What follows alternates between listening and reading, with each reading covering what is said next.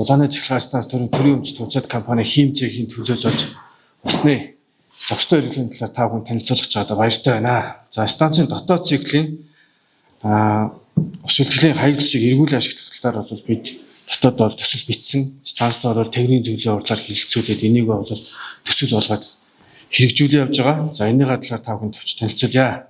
За Хураангуй Монгол Улсын эрчим хүчний цахилгаан талын ачаал чиглэл өрсөн нэмэгдэж байгаа. За үүнтэй холбоотой дулааны цахилгаан станцаас газрын гүнээс олборлож байгаа усны хэмжээ бол тасралт үүсэж байгаа.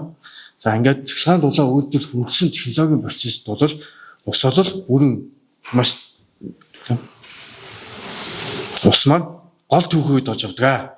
За бид усыг бол ямар технологиор бэлтгэдэг вэ гэхээр мембран тоноглол буюу түрүүний ярьсан эсрэг осмосын төхөөрөмжийг ашиглаж байгаа. За мөн цахилгаан явгуудад төхөөрөмжөөр бол ашигладаг. За энэ технологи бол өөрөө сул тал нь юу вэ гэхээр усны дотоод хэрэгцээний усны хэрэглээ бол өндөр байдаг. За ингээд жилдээ бол бид нэр 544,661 тонн усыг бол хаягдл болгож хайж идэг байгаа. Сүүлийн 5 жилийн судалгаагаар.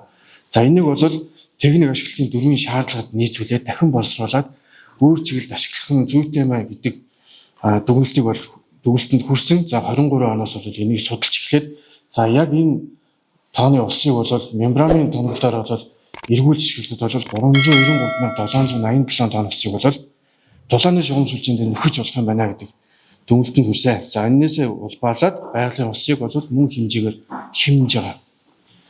За дотоод цэглэн ус үлдэх систем эсрэг осмосын төхөөрөмжийн технологийн дагуу байн хаягддаг. Энэ 393,787 тонн усыг дахин боловсруулж эргүүлж ашигласнаар дулааны шугам сүлжээний нэмэлт усны өртөг бол буурж байгаа. Зарцуулах түүхүйд материалын зөрүүгээрээ бол жил бүр бол өртгийнхөө зөрүүгээр 1.2 тэрбум төгрөгийн ашигтай ажиллахаар байгаа.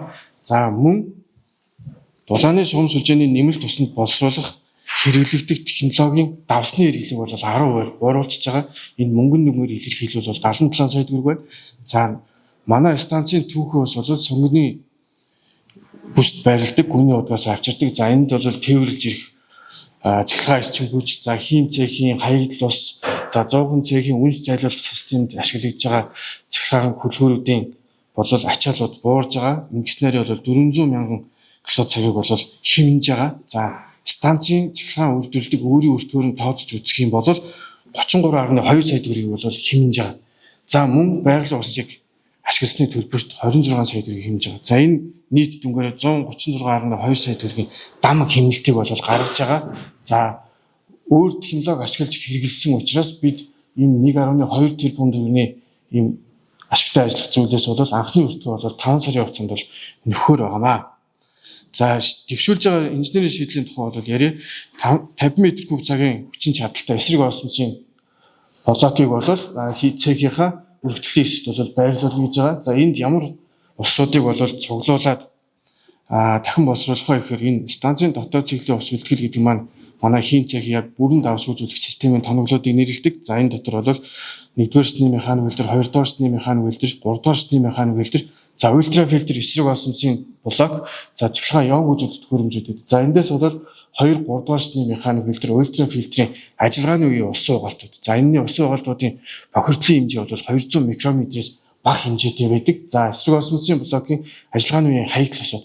За осмосын технологи өөрөө 100 тонн ус боловсруулахад бол 50%-ийг нь бол ашигладаг, 50% нь хаягдл болж байдаг. За тэгэхээр осмосоо бид нэр хоёр шидлэлтэй болгож хэрэгжилж байгаа учраас 25% бол байнгын ажиллагааны үеийн хаягдлууд цуглаж идэг. За цахилгаан явгуулжуулах төхөөрөмжөөс бол туйлт ус буюу хийд агуулсан ус бол хаягдж идэг. За энэ нийт усны хэмжээ түрүүн энэ дурдгдсан 393,787 тонн усыг боловсруулах хэмжээний ус бол жилдээ ингээд цуглаж байгаа.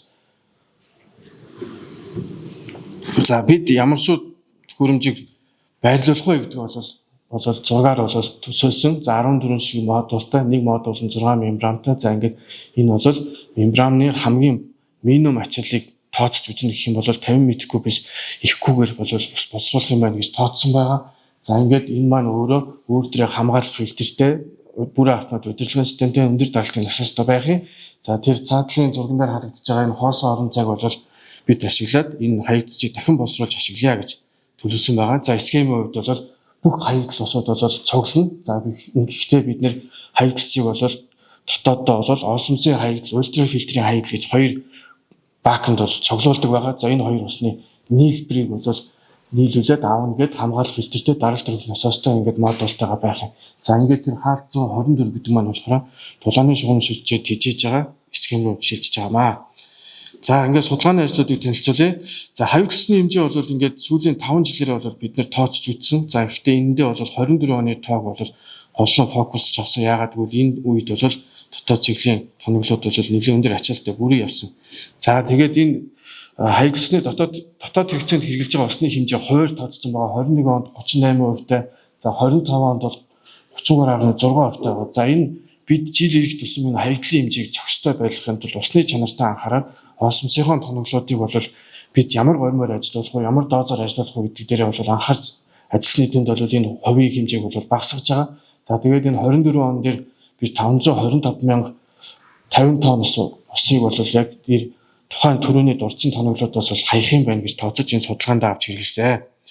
За бид нар манай станц дөрвөн төрлийн усыг боловсруулж байгаа. Нэгт нь бол дулааны шугам шилжээний нэмэлт ус, хоёрт нь станцын дотоод цэглийн уур усны ард түвшнийг нөхөх бүрэн давсгүйчүүс ус, дараагийнх нь бол үйлдвэрийн уурын хэрэглэгчид давсгүйчүүс ус. За нийт станцын хэмжээнд хаяж байгаа чанарын шаардлагыг хангасан бохир концептыг бол цуглаад дахин ашигладаг. За энэний нэг түүхийд бол дулааны шугам шилжээний нэмэлт ус сүүлийн 5 жилээр бол бид нэр судалгааг нь хийсэн байгаа. За ингээд энэ дүн дээрээ үндэслээд дахин ашиглах боломжтой усаа бол бид нэр энэ усны нийт эзлэх хувийг нь бол тооцож үзсэн.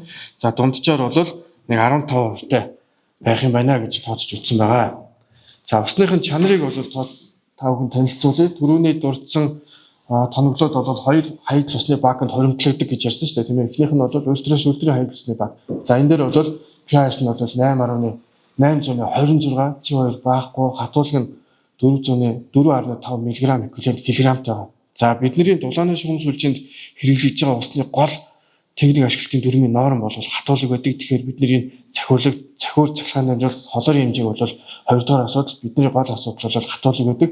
За тэгэхээр осмосын хаягдал усныхаа баакнд бол хамгийн өндөр хатуулгын 7.1-тэй байгаа. За энэ хоёр баакны ус бол нийлүүлээд хэрэглэж байгаа учраас дундаж хатуулга буурна гэж үзсэн. Гэхдээ бид нэр туршилт судалгаагаа хийхдээ энэ осмосын давстай хаягдал усны хамгийн өндөр хатуу буюу 7.723 мг/литр уснаар бол судалгаа хийсэн. Судалгааг бол хийхдээ яаж хийсэн бэ гэхээр осмосын мембраныг тусгай юм стендэн дээрээ байрлуулад за саяны өндөр хатуулагтай усыг бол шүүж за усныхаа чанаруудыг бол хянасан. За энэ дээр нэмээд хэлэхэд бол манай станцын дотоод цэглэлд хэрэглэж байгаа бүх тоноглоод бол өөр дээрээ юм стендтэй мембран элементүүдийг бол ямар бохирдолтой, ямар аргаар угаах уу, хэр зэргийн давс агуулттай байна, энэ дахин ашиглах боломжтой гэдэг зүйлүүдийг бол байнга хийдэг байгаа. За ингээд өөрийнхөө итгэмжлэгдсэн лаборатори дээр бол усны чанаруудыг бол судалсан. За ингэхдээ бидний сорилтын дүн дээр байгаа дулааны шугам сүлжээ гэдэг дээр бол 9А, 10А гэдэг үндсэн магистралуудын усны чанарыг болол шинжилсэн байгаа. За энэний дараагаар бол осмосынхаа стендэн дээр бид нэр шүүрсэн ус маань ямар шиг ус байх юм бэ гэдгийг шүүж үзсэн байгаа. Тэгэхээр энэ ерөнхий хатуулга бол 10А магистрал дээр бол 105 мг/кг. За тэгэхээр бидний боловсруулсан ус бол хатуулга нь 38 мг/кг байгаа. За дээрээс нь холорын явн бол бага байгаа. За тэр цаатлын дээдлэлээр харагдаж байгаа тэр цахилгаан дамжуулах. За 10А магистрал дээр цахилгаан дамжуулах 444 тай бол бидний боловсруулсан усны цахилгаан дамжуулах 34.5% байгаа. За тэгэхээр энэ бол дахин ашиглах бүрэн боломжтой ус гэж дүгнэсэн. За үр ашигын тооцоог хийхийн өмнө уламжлалт бидний натрийн гатионжуулалтын аргаар сэргээлтийг хийгээд усыг зөөлрүүлдэг технологид хэрвээ энэ усыг ашигласан бол ямар шиг хэмжээний давсыг зарцуулах вэ гэдгийг тооцож үзсэн байгаа. За 24 он дээр дээрх хэмжээний усыг 723 мг/литр хатуулагтай усыг 2 шатлалын аргаар зөөлрүүлсэн бол 174.86 сая төгрөгийн давсыг зарцуулж байгаа. Бид нэр энэ усыг ашиглахгүйгээр за одоо яг барь дээрэндээ эргэлтийн усанд хэрэглэж явж байгаа усныхаа хэмжээгээр хатуулгын 378 тай усыг зөөлрүүлээд ашиглах юм бол энэ 77 сая төгрөгийн давсыг зарцуулж байгаа.